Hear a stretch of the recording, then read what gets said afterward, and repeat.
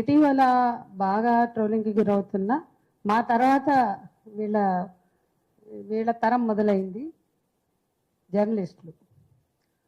ఒకప్పుడు బహుశా 8-10 ఏళ్ల నుంచి మేము తీవ్రంగానే యాక్టివిస్టులు ఎదుర్కొంటున్నాం.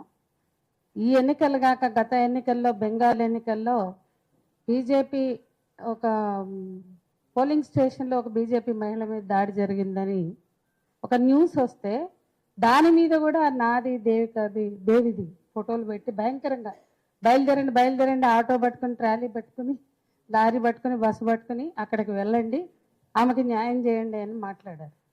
తర్వాత అక్కడ పోలీస్ అధికారులు ఒక స్టేట్మెంట్ ఇచ్చారు, ఏ ట్రోలింగ్ సరే ఆమె మీద ఎటువంటి దాడి జరగలేదు అని. అంటే ఒక వాస్తవం అనేది లేకపోయినా కూడా ట్రోలింగ్కి ఎంచుకున్న సందర్భం అది. ఉదాహరణకు అట్లాంటి ఎన్నో ఆఫ్ఘనిస్తాన్లో జరిగినా అక్కడ ఏదో ఫత్వా జారీ చేస్తే మా ఫోటోలు పెట్టడం, ఇట్లా ఇటీవల అట్లా పెరుగుతూ అక్కడ వనజ చేరింది, తులసి చేరింది, కృష్ణకుమార్ చేరింది, ఇప్పుడు మా విప్లవశ్రీ చేరింది, వరుసగా చేర్చుకుంటూ పోతున్నారు. అలాగే రఘు లాంటి వాళ్ళని, ఒకప్పుడు సూర్యపల్లి సుజాత, సంధ్య, దేవి వీళ్ళు ఉండేవాళ్ళు, ఇప్పుడు ఇక వీళ్ళ సంఖ్యను పెంచుకుంటూ పోతున్నారు. అంటే ఏంటి ఈ ట్రోలింగ్? ఎప్పుడూ ఆగలేదు. మనం దాన్ని ఇగ్నోర్ చేయడం మొదలెట్టాం అంతే. ఒకప్పుడు మేమంతా వెళ్ళి గుంపుగా వెళ్ళి పోలీస్ స్టేషన్లో కంప్లైంట్లు ఇచ్చాం. సిసిఎస్లో వైట్ కాలర్ క్రైమ్ ఏదైతే ఉందో సైబర్ క్రైమ్లో మేమంతా మహిళా జేఏసీ తరఫున అందరం కూడా జేఏసీ కట్టకట్టుకుని వెళ్ళి ఇచ్చాం. భయంకరమైన బూతులు ఎట్లా రాస్తారంటే ఫోటో పెడుతున్నారు, నంబర్లు, ఫోన్ నంబర్ పెట్టి ఫోటో పెట్టి ఎలాంటి భయంకరం అంటే 2 మొగుళ్ళని చంపింది, 3 మొగుళ్ళని వదిలేసింది, ఈ రకమైనటువంటి పర్సనల్ దాడులు కూడా ఎదుర్కొన్నాం. ఇక అడ్డు అదుపు లేని ట్రోలింగ్ ఎందుకు జరుగుతుంది అంటే నేను ఒకటే చెప్పదలుచుకున్నది, జర్నలిస్టులైనా యాక్టివిస్టులైనా ఎవరైనా ఇది వ్యవస్థీకృత దాడి. వీళ్ళ గొంతులు వినిపించకుండా, వీళ్ళు ప్రజారంగంలో పబ్లిక్ స్పేస్లో కనపడకుండా వెనక్కి నెట్టేయడం కోసం చేస్తున్న దాడి, అంతకు మించి మరొకటి లేదు. అది మనందరికి తెలిసిన విషయం. దీన్ని ఎదుర్కోవడం ఎట్లా?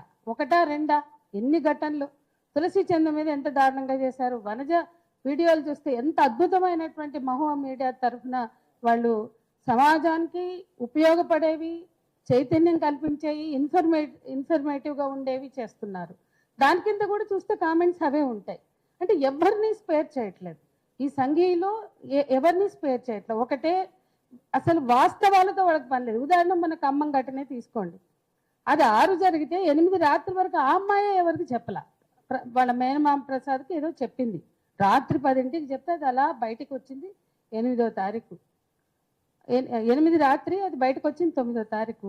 అక్కడ మహిళా సంఘాలు, పిఓడబ్ల్యూలు, ఇతర ప్రజా సంఘాలు అక్కడ ప్రొటెస్టులు చేసినాయి. 9 చేసినాయి, 10 చేసినాయి, 11 మేమంతా ఇక్కడ నిమ్స్కి వెళ్ళాం, కుటుంబం అందరితో మాట్లాడాం, హెల్త్ మినిస్టర్తో మాట్లాడాం, దానికి సంబంధించి ఏ కార్యాచరణ చేయాలో అన్నీ చేసాం. ఆఖరికి మహిళా కమిషన్ కూడా ఫోన్ చేస్తే ఆమె లేదు, తర్వాత రమ్మన్నది. ఇక ఈ లోపలే అంటే వాస్తవం వెలుగులోకి వచ్చిన మరుక్షణంలోనే ట్రోలింగ్ స్టార్ట్ అయింది. వీళ్ళంతా మొత్తం కట్టకట్టుకుని తులసి ఫోటో ఉంటుంది, అక్కడ అందరి ఫోటోలు ఉంటాయి, మా అందరివి, కృష్ణకుమార్ది, నాది. వీళ్ళంతా ఏం చేస్తున్నారంటే ఇక్కడ ఒకటే వాస్తవం. అంటే ఎంత కళ్ళు మోసిపోయి ఉన్నారు వాళ్ళంటే, భగీరథ ఇష్యూలో కనపడిన వీళ్ళు ఏమయ్యారన్నారు. భగీరథ ఇష్యూకి ఈ ఖమ్మం గౌస్ పాషా చేసిన ఘటన దుర్మార్గమైన ఘటన, హేయమైన ఘటన. ఈ ఘటనల మధ్య 101 జరిగాయి. అది మొదటిది అయితే 102వది ఇది. కానీ 101 ఘటనల్లో మాట్లాడలేదు వీళ్ళు. 101 ఘటనలో నేరస్తులు హిందువులు కాబట్టి అసలు ఎవరు మాట్లాడలేదు, అది పోయింది. భగీరథ ఘటన నుంచి మొదలు పెడితే 101 ఘటనలో ఎవరు మాట్లాడలా. కనీసం వాళ్ళకి సిగ్గు, ఎగ్గు, జ్ఞానం ఏమీ లేదు. వాళ్ళు ఓపెన్ గా గౌస్ పాషా ఇంత క్రూరంగా దాడి చేస్తే వీళ్ళు ఎక్కడ అని ట్రోలింగ్. మరి 101 ఘటనలలో మీరెక్కడ? మతం ఎవరికి ఉంది? మనకుందా, వాళ్ళకుందా? ఈ ఘటనని కూడా ఖండించాం. ఎందుకు ఖండించాం అంటే కనీసమైన సోయి లేదా వీళ్ళకి? గౌస్ పాషా అయినా లేకపోతే క్రిస్టఫర్ అయినా ఇంకెవడైనా నేరస్తుడు ఎవడైనా ఖండిస్తాం, ఎవడైనా శిక్షించమని కోరుతాం, బాధితురాలు ఎవరైనా న్యాయం కావాలని కోరుతాం. ఇంత కామన్ సెన్స్ లేకుండా, ఇంత స్పృహ లేకుండా వీళ్ళు ఉన్నారంటే వీళ్ళ కళ్ళు ఎందుకు మూసుకుపోయింది? వీళ్ళు ఎందుకంటే ఖచ్చితంగా అంటే వాళ్ళకి ఏ ఫ్యాక్ట్స్ తోటి పని లేదు. ఇప్పుడు గౌస్ పాష అక్కడ చేశాడు అనగానే మొదలైనవి. అదే రోజు రకరకాలు ఎక్కడి నుంచి వచ్చిందో ఆ ప్రియా చౌదరి, ఎక్కడి నుంచి వచ్చిందో ఆ ఆకుల శ్రీవాణి, ఇష్టం వచ్చినట్లు ప్రేలాపనలు. అంటే వాళ్ళకి జవాబుదారీతనం ఎందుకు లేదు? జవాబుదారీతనం ఉన్న వాళ్ళు ఎవరైతే భగీరథ ఘటన నుంచి భగీరథ ఘటన తెల్లారే సంగారెడ్డిలో వికారాబాద్లో జరిగింది. నేరస్తులు అరెస్ట్ చేశారు కదా నేరస్తుల్ని. అదే రోజు ఈ గౌస్ భాష ఘటన బయటకు వచ్చిన రోజు చిక్కడపల్లిలో జరిగింది, బొల్లారంలో జరిగింది. ఇవన్నీ పోక్సో కేసులే. మరి అన్ని పోక్సో కేసుల్లో ఎందుకు మీరు మాట్లాడరు? ఒక్క పోక్సో కేసులో మాట్లాడినా, ప్రొటెస్ట్ చేసినా, మాట్లాడలేదు అన్న అపోహకు మీరు వెళ్ళి లేదా దాన్ని క్రియేట్ ఎందుకు చేస్తున్నారు? దీని వెనుక ఉన్న పర్పస్ ఏంటి అంటే స్పష్టం. ఈ ప్రోగ్రెసివ్ ఎలిమెంట్స్ ఎవరైనా సరే జర్నలిజంలో ఉన్నా, యాక్టివిజంలో ఉన్నా, వీళ్ళ మీద దాడి చేయడం, బురద జల్లడం, ఇదొకటే లక్ష్యం. దీన్ని ఎదుర్కోవడం ఎట్లా అనేది ఇవాళ మనం మాట్లాడుకుందాం.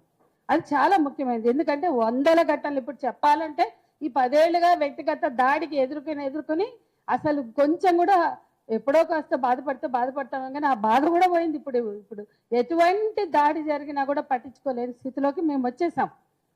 కానీ ఇట్లా అందరూ ఉండగలుగుతారా? ఈ రోజు వచ్చిన జర్నలిస్టులు, వాళ్ళు వచ్చిన యాక్టివిస్టులు, వీళ్ళందరి పరిస్థితి ఏంటి? స్వాతి చతుర్వేది పుస్తకం చదివితే ఏనాడు రాసిందామా? ఇప్పుడు దాదాపు 8-10 ఏళ్ళు అయింది అనుకుంటా తను రాసి. ఆమె ట్రోలింగ్ గురించి వైఐఎం ట్రోల్ అని ఆమె రాసినటువంటి ఆ పుస్తకంలో ఎంత ఆర్గనైజ్డ్గా వీళ్ళు ఉన్నారు. ఈ ట్రోలింగ్ గ్యాంగ్స్, సోషల్ మీడియా ఈ గుంపు ఎంత ప్రయోజనాలు పొందుతున్నారు? వేల రూపాయల ఆదాయం పొందుతున్నారు, లక్షల రూపాయల ఆదాయం పొందుతున్నారు. ఈ ట్రోలింగ్ వెనుక ఆర్గనైజ్డ్గా ఒక వ్యవస్థ ఉంది. ఈనాడు ఈ వ్యవస్థని ఇంతో అంతో కొంత ప్రోగ్రెసివ్గా, కొంత ఆలోచనతో, కొంత చైతన్యంతో ఉన్నటువంటి మీడియా కావచ్చు, సమాజం కావచ్చు, ఇది మాట్లాడకూడదు అనే ఒక స్పృహ ఉన్న చోట ఏదైనా మాట్లాడొచ్చు అని బరి తెగింపు, ఇందాక మంజరి గారు చెప్పినట్టు ఆ బరి తెగింపుతో దిగబడుతున్నటువంటి స్థితిని మనం చూస్తున్నాం. దీన్ని ఎదుర్కోవడం నిజంగానే చాలా అవసరం. అది మాత్రం ఇందాక వంజ చెప్పినట్టు సంఘటితంగానే జరగాలి. సంఘటితంగా లేకపోతే వీళ్ళు వినరు, వీళ్ళు దాడి చేస్తూనే ఉన్నారు. కానీ మనం సంఘటితంగా ఎట్లా అంటే ఖచ్చితంగా పోలీసులు ఎందుకు చర్య తీసుకోరండి? ఒక డీజీపీ అడ్రస్ చేయాలి. ఇటువంటి ట్రోలింగ్ చేస్తే మేము ఊరుకోం, ఖచ్చితంగా తాట తీస్తాం. ఎప్పుడెప్పుడో మాట్లాడతారు, తాట తీస్తాం, అది చేస్తాం, ఇది ఓడుస్తాం అని. ట్రోలింగ్ జరుగుతుంటే, ఇంత దాడి జరుగుతుంటే 2 సార్లు వెళ్ళారు వీళ్ళు.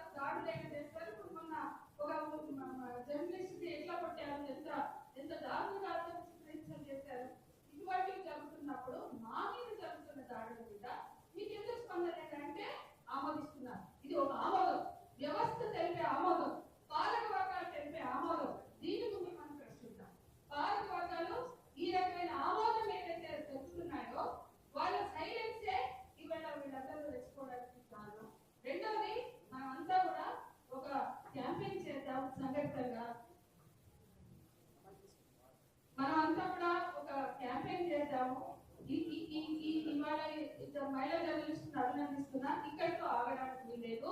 మనం ఇతర ఫార్మ్స్ తీసుకుందాం. మహిళా యాక్టివిస్టులు జర్నలిస్టులు కలిసి మనం ప్రొటెస్ట్ కూడా తెలియజేద్దామనేది నేను ఇక్కడ ప్రతిపాదిస్తున్నా. ఇటువంటి రౌండ్ టేబుల్స్ చాలా పెట్టాం, తొలిసప్పుడు కూడా పెట్టాం. ఒక ప్రొటెస్ట్ అవసరం. దీన్ని ఒక ఫార్మ్ ఆఫ్ ప్రొటెస్ట్ గా తీసుకుని ప్రభుత్వం స్పందించి ప్రభుత్వం వైపు నుంచి పోలీసు శాఖ నుంచి హెచ్చరికలు రావాలి, ప్రెస్ మీట్ పెట్టాలి. అట్లాగే అంటే ఇవి ఎవరు చేయకుండా కానీ చర్య చేసిన వాళ్ళ మీద, నేరం చేసిన వాళ్ళ మీద చర్యలు తీసుకోవాలి. చర్యలు ఇనిషియేట్ చేయమని కూడా ఖచ్చితంగా డిమాండ్ చేస్తాం. నలుగురు మీద చర్య ఇనిషియేట్ చేస్తే మిగతా వాళ్ళు ఆలోచిస్తారు. ఇటువంటి చెత్త కుమ్మరించడానికి ఖచ్చితంగా మహిళలుగా మనం మడమ తిప్పతో, అది విప్లవశ్రీ శ్రీగిరి కావచ్చు, ఇక్కడ ఉన్న ఎవరైనా, నా చెల్లెళ్ళు, నా సిస్టర్స్ ఎవరైనా, ఖచ్చితంగా మనం మడమ తిప్పేది లేదు. మనం మనం వెనక్కి నెట్టడం కోసం ఇదంతా చేస్తున్నారు. మడమ తిప్పేది లేదు, అట్లా సహించేది లేదు. సంఘటితంగా కొంత విప్పుదాం, అందరం కలుపుతాం, యాక్టివిస్టులు, జర్నలిస్టులు అందరం కలిసి నిలదీద్దాం, ప్రశ్నిద్దాం. ఖచ్చితంగా ఒక చర్య తీసుకోవడానికి ఒక కార్యాచరణ ప్రణాళికని రూపొందించుకుందామని చెప్తున్నాను.